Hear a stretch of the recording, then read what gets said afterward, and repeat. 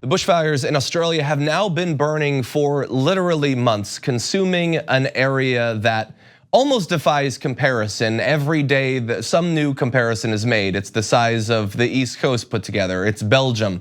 It's a lot of area, and every day it seems to get worse. The health impact, even on people who've survived and fled to cities, is horrendous. It has killed at least 24 people, devastated an ever-increasing amount of property, and also has been devastating in a way that is difficult to quantify on animals as well. And that's where I just want to catch you up a little bit on how bad it has been. University of Sydney ecologist Chris Dickman said the number of animals killed in the blazes has topped 1 billion.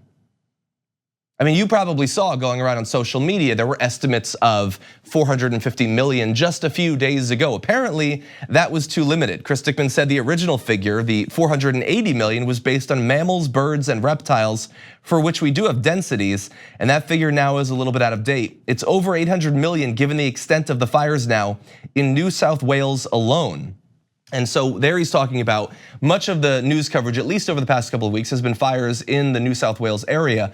But there are fires burning across Australia, ringing that continent. And while they might have information, greater amount of information in one area, that does not mean that it's not been devastating in other parts as well. He says over 1 billion would be a very conservative figure. And honestly, because it's animal populations, we very likely will never know how many died. But we know that it's impossible, like that number, you hear 1 billion, you and I, we have no idea what that means. It is impossible to think of 10,000 koalas, let alone 1 billion animals. You simply can't picture it. It becomes fiction. It's just a statistic at that point, but a horrific one. Now let's talk about some of the forms it's come in.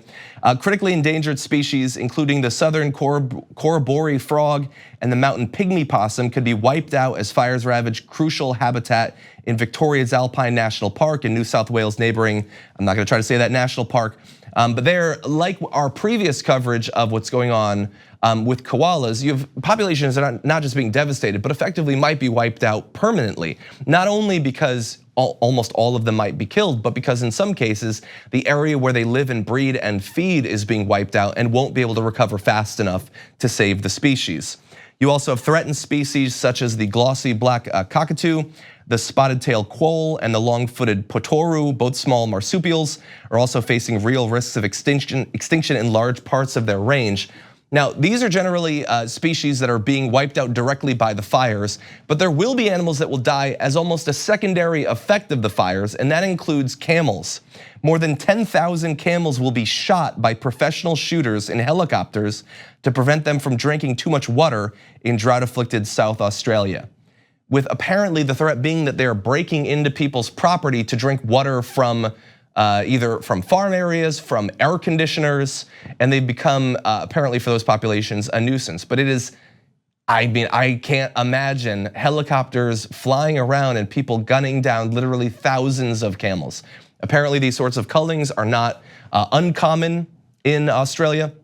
Apparently the population of camels there exceeds 1.2 million, and theoretically without cullings that population could double every 8 to 10 years. But on top of the devastation, both to human and animal life that we've seen in Australia over the past few months, the idea that there would be even more voluntary killing is hard to stomach. Thanks for watching the Damage Report. What if you could take control of your internet experience for a cup of coffee a month? Well, if you head to nordvpn.com/TYT, you'll be able to connect up to 6 devices to NordVPN's military-grade encryption for $349 a month. If you go now, they'll even throw in 4 free months and NordPass, the new password manager app. Go now.